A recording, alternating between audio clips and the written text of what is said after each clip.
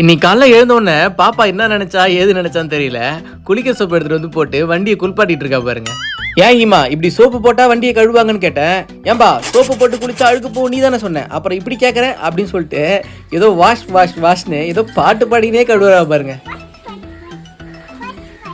என்னடா இது இப்படி வண்டி மேலாம் ஏறி கழுவுறாளே, என்ன வேணுமா, எதுக்கு இப்படி ஐஸ் வச்சுட்டு இருக்கேன்னு கேட்டேன்.